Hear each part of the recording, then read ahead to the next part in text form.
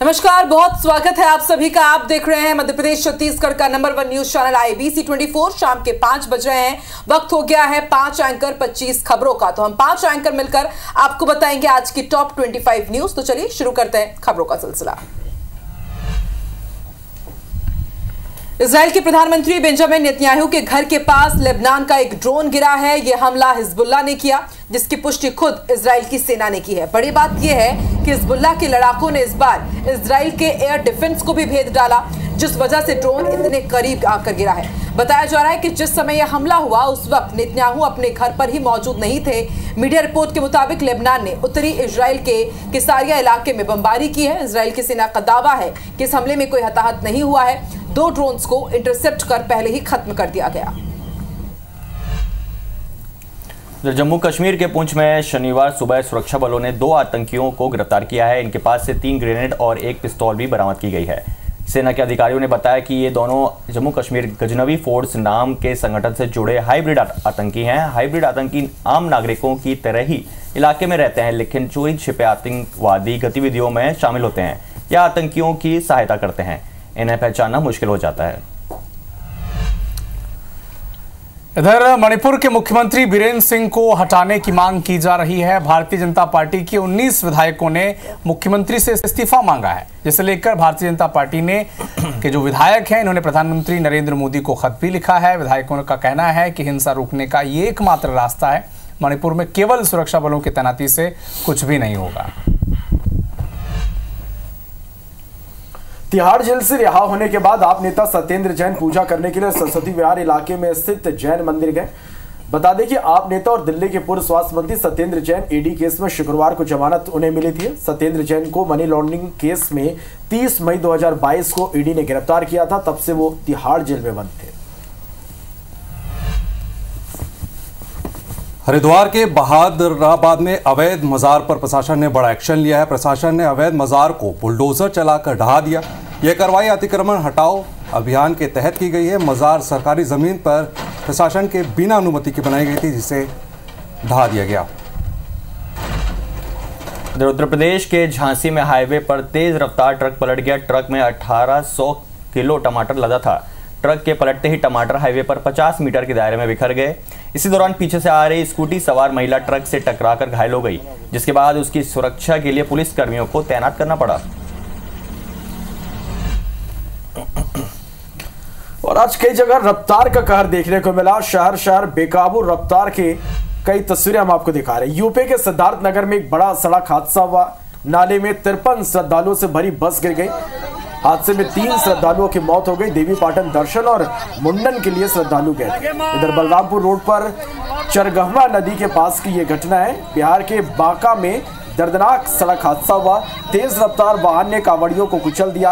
हादसे में 4 लोगों की मौत हो गई, 10 से ज्यादा लोग घायल हैं। पुलिस वाहनों में आक्रोशित लोगों ने आगजनी कर दी। SDM अमरपुर और थाने के पुलिस मौके पर मौजूद है।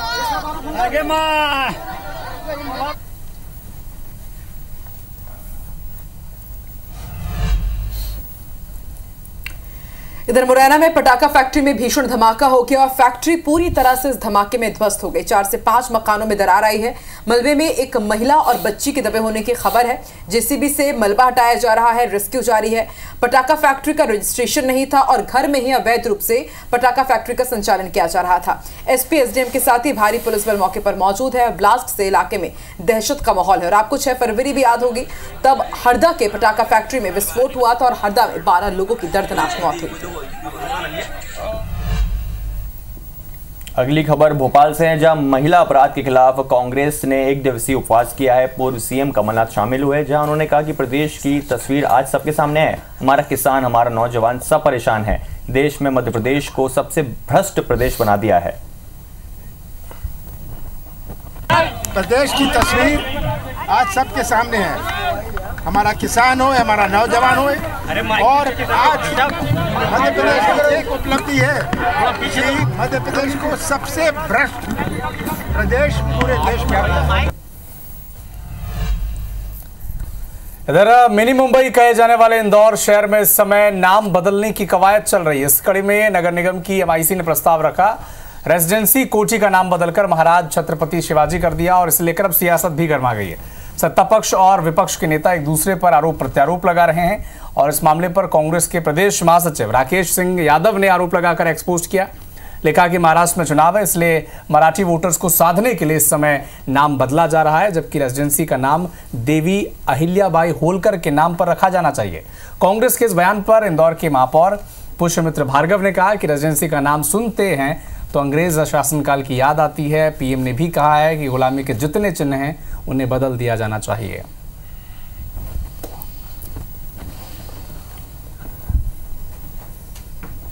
इंदौर में रेसिडेंसी कोठी का नाम शिवाजी महाराज के नाम पर करने का उद्देश्य महाराष्ट्र में होने वाले विधानसभा चुनाव मराठी वोट बैंक को साधने की साजिश रची जा रही है।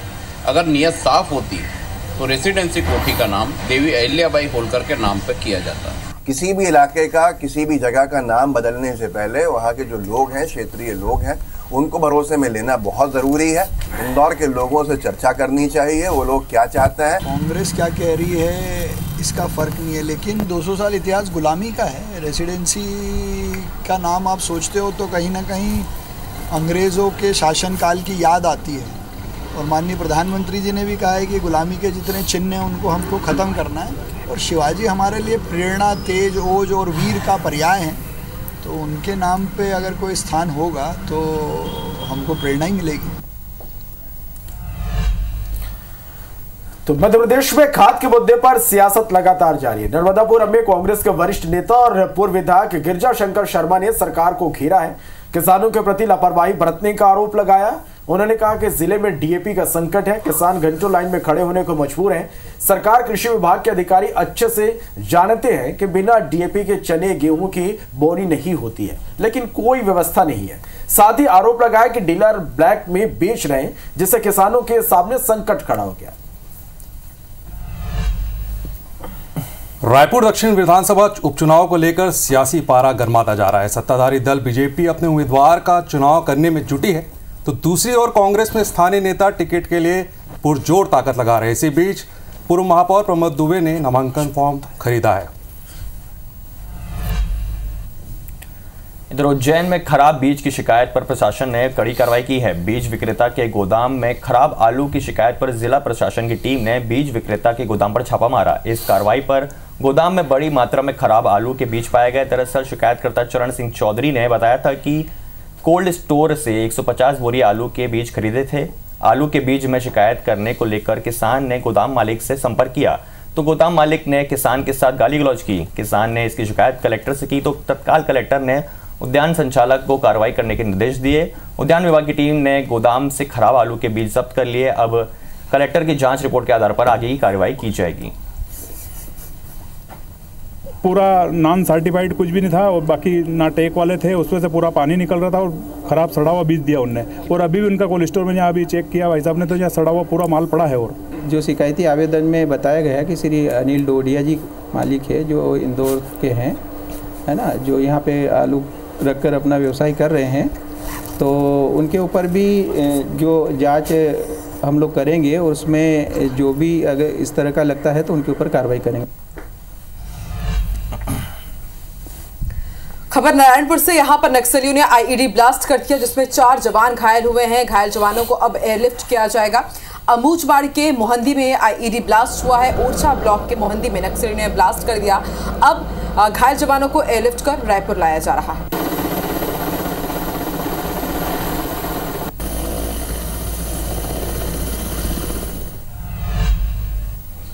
छत्तीसगढ़ और मध्य प्रदेश के सीमा क्षेत्र से लगे अमरकंटक क्षेत्र में नई नक्सल संभावनाओं को बिलासपुर आईजी डॉक्टर संजीव शुक्ला ने खारिज कर दिया। उन्होंने मीडिया से चर्चा के दौरान कहा कि इस प्रकार की कोई गतिविधि दोनों राज्यों के संज्ञान में फिलहाल तो नहीं आई है। अभी ऐसी कोई भी गतिविधि दोनों स्टेट में इस बॉर्डर पे संज्ञान में नहीं आई है, लेकिन चूंकि ये संवेदनशील क्षेत्र है तो ऐसी गतिविधियां कभी हो भी ना, उसके लिए जो जो कुछ करना है वो सभी चीज़ें रणनीति बनाकर दोनों जगह की पुलिस, मध्य प्रदेश की पुलिस भी बॉर्डर की और छत्तीसगढ़ की पुलिस भी उस पर काम कर रही है। जबलपुर से एक बड़ा अपडेट आप तक पहुंचा दें। हिरासत में युवक से मारपीट और फर्जी केस के मामले में पीड़ित अखिलेश पांडे की याचिका पर हाईकोर्ट ने बड़ा फैसला सुनाया और कहा कि मध्य प्रदेश के सभी थानों को लेकर एक निर्देश जारी किया कि थानों के सभी कमरों में ऑडियो वाले सीसीटीवी अब लगाए जाएंगे। हाईकोर्ट ने डीजीपी को फैसले का पालन सुनिश्चित करने का आदेश दे दिया है। आदेश का पालन नहीं हुआ तो डीजीपी के खिलाफ कंटेम्प्ट ऑफ कोर्ट के तहत कार्रवाई की जाएगी, यह हाईकोर्ट ने कहा। अनूपपुर के भालूमाड़ा पुलिस थाने में फर्जी केस लादकर मारपीट की गई थी और पुलिसकर्मियों ने खुद अपनी वर्दी फाड़कर युवक पर वर्दी फाड़ने का केस दर्ज किया गया था, जिसके बाद अब हाईकोर्ट ने यह फैसला सुनाया है। अगली खबर रायपुर से है, जहां गैंगस्टर अमन साहू की रिमांड 15 दिन के लिए बढ़ाई गई है। कोर्ट ने 28 अक्टूबर तक उसे जेल भेजा है। इधर चुनाव लड़ने पर अमन ने झारखंड हाईकोर्ट में आवेदन लगाया है। अनुमति के लिए आवेदन लगाया कि वो चुनाव लड़ सकें। झारखंड की बरखा विधानसभा सीट पर चुनाव लड़ने के लिए आवेदन लगाया है। वकील ने नॉमिनेशन फॉर्म पर हस्ताक्षर भी कराए हैं। और लोहारीडी कांड को लेकर ग्रामीण एकजुट है। कांग्रेस के प्रदर्शन से ग्रामीणों ने दूरी बना ली है। 21 अक्टूबर को कवर्धा में कांग्रेस प्रदर्शन करेगी। ग्रामीण ने एसडीएम को ज्ञापन सौंपा है। लोहारीडी घटना पर राजनीति नहीं होना चाहिए, ग्रामीणों का कहना है। हम किसी प्रदर्शन में शामिल नहीं होंगे, ये भी ग्रामीणों का कहना है। सरकार पर पूरा भरोसा है, न्याय मिलेगा और प्रशासन से निर्दोषों को जल्द रिहा करने की अपील की जा रही है।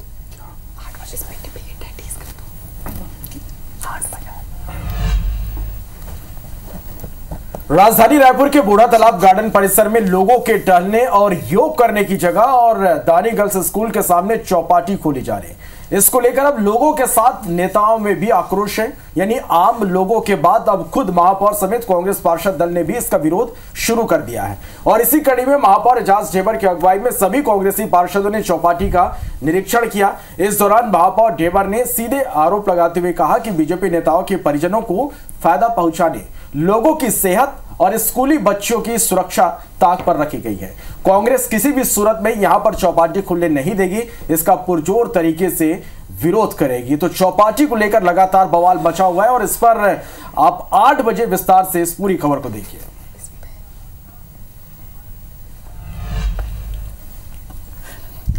जबलपुर हाईकोर्ट ने रेप और हत्या के दोषी को मिली फांसी की सजा को रद्द कर दी है। दरअसल साल 2019 में सागर जिले के बंडा इलाके के युवक पर अपनी ही नाबालिग बहन के साथ रेप और हत्या के आरोप में ट्रायल कोर्ट ने फांसी की सजा सुनाई थी। साल 2019 में लापता नाबालिग बच्ची की 2 टुकड़ों में लाश बरामद हुई थी। जांच में पता चला कि बच्ची के साथ गैंगरेप के बाद हत्या की गई थी, जिसमें सागर पुलिस ने मृतका के भाई रामप्रसाद अहिरवार और चाचा बंसीलाल अहिरवार को आरोपी बनाया था।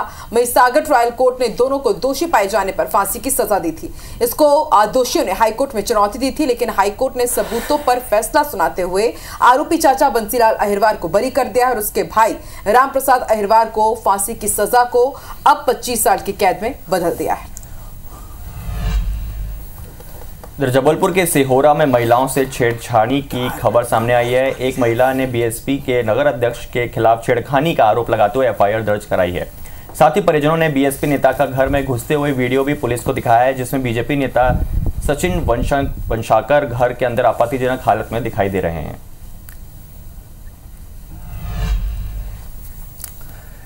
इधर इंदौर में लूट के 5 आरोपियों को गिरफ्तार किया गया है। एनएच आगरा मुंबई रोड पर लूट की वारदात को उन्होंने अंजाम दिया था। नुकीले पत्थर लगाकर कार का टायर पहले पंचर किया और कार सवार महिला से आभूषण लेकर ये फरार हो गए थे। बड़गुंदा थाना पुलिस आरोपियों से अब पूछताछ में जुटी हुई है। इंदौर से खबर है, अस्पताल से कैदी हथकड़ी निकालकर फरार हो गया। उज्जैन के कैदी को इलाज के लिए यहां लाया गया था। सुपर स्पेशलिटी हॉस्पिटल के दूसरे मंजिल पर भर्ती था। जेल प्रहरी की शिकायत पर संयोजकगंज थाने में केस दर्ज कर लिया गया है। अब पुलिस फरार कैदी की तलाश कर रही है। और इस बीच बेहद बड़ी खबर बता दें, आईटीबीपी के 2 जवान शहीद हो गए हैं। आईटीबीपी के 53वीं बटालियन के दोनों जवान हैं। आईईडी ब्लास्ट में 4 जवान घायल हुए थे। 2 घायल जवान की स्थिति अभी सामान्य है। महाराष्ट्र का जवान अमर पनवर, आंध्र प्रदेश के जवान के राजेश शहीद हुए हैं। तो आईबीसी 24 इन शहीद जवानों को श्रद्धांजलि दे रहा है। हमने आपको जानकारी दी थी कि आईईडी ब्लास्ट हुआ था और इसमें 4 जवान इसकी चपेट में आए थे, घायल हुए थे और अब ये ताजा अपडेट है कि हमारे 2 जवान शहीद हो गए हैं। ये दोनों ही जवान आईटीबीपी के 53वीं वाहिनी के थे और 53वीं बटालियन के थे। महाराष्ट्र के जवान अमर पनवार और आंध्र प्रदेश के जवान के राजेश शहीद हुए हैं। अशफाक अहमद हमारे साथ जुड़ चुके हैं। अशफाक, अब क्या अपडेट है? जो 2 जवान हैं उनकी स्थिति कैसी है?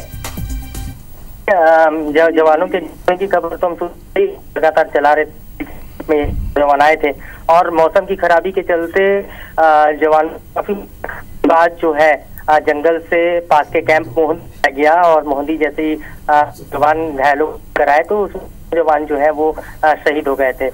एम्बुलेंस को नारायणपुर से मुख्यालय से रवाना किया गया था, हेलीकॉप्टर को भी तैयार रखा गया था, लेकिन मौसम की खराबी के चलते हेलीकॉप्टर मोहंदी की पास नहीं उतारा गया, वहां के कैंप मेटा में उतारा गया और एम्बुलेंस के माध्यम से उपचार भी नहीं मिल पाया था। देखिए, ऑपरेशन के दौरान जो मेडिकल की टीम होती है जवानों के साथ में, इनके साथ इनके द्वारा जो है प्राथमिक उपचार तो दिया गया था, लेकिन हाई इंजरी इन दोनों जवानों दोनों आईटीबीपी के जवानों को काफी हाई इंजरी थी।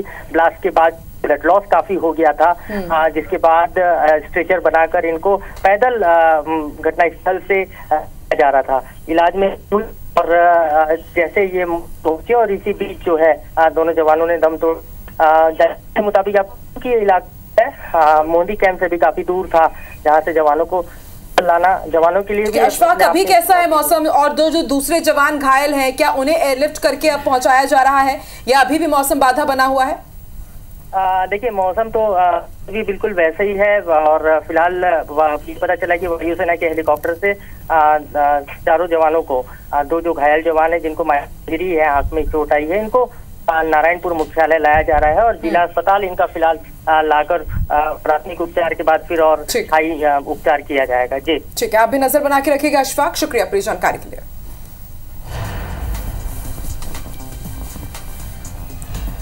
उधर बिलासपुर में अवैध शराब पर आबकारी विभाग ने एक्शन लिया है। खेत, कीचड़ और तालाब में छिपाकर रखा गया था शराब का जखीरा।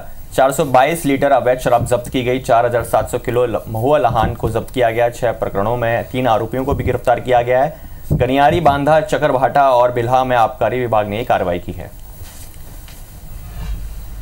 अगली खबर मुरैना से, जहां पत्नी ने पति की हत्या की है। लाठी डंडों से पीटकर पति की हत्या की गई है। मां के साथ मिलकर पति का मर्डर किया गया है। 2 साल पहले शादी हुई थी, वो भी लव मैरिज हुई थी। शादी के बाद से ही पति पत्नी में विवाद चल रहा था।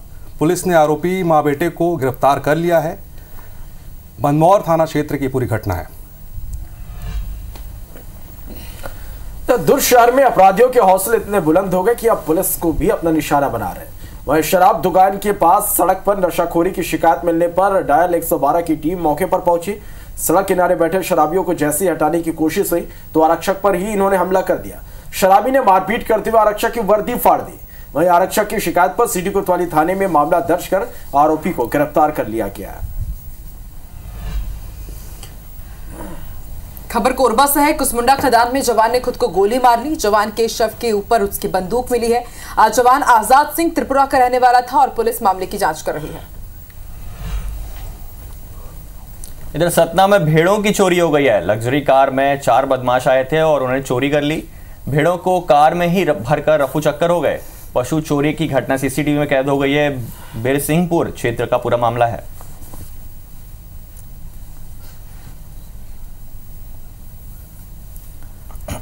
तो एक तरफ सतना में भेड़ों की चोरी हो रही है, विदिशा में दिन दहाड़े उठाईगिरी हो गई। 4,70,000 रुपए की उठाईगिरी का मामला सामने आया। किसान ने बाइक में ये रुपये रखे थे। 2 आरोपियों ने इस वारदात को अंजाम दिया। ये पूरी घटना सीसीटीवी में कैद हो गई। अगली खबर जबलपुर से, जहां कार से 52 किलो गांजा जब्त किया गया है। जब्त गांजे की कीमत 6 लाख रुपए से ज्यादा बताई जा रही है। डिंडोरी के रात से जबलपुर ये गांजा तस्कर लेकर आ रहे थे। पुलिस ने 3 गांजा तस्करों को भी गिरफ्तार किया है। पकड़े गए गांजा तस्करों से पूछताछ में पुलिस जुटी है। और टॉप 5 में फिलहाल इतना ही। हम 5 को दीजिए अनुमति। देखते रहिए IBC 24। नमस्कार।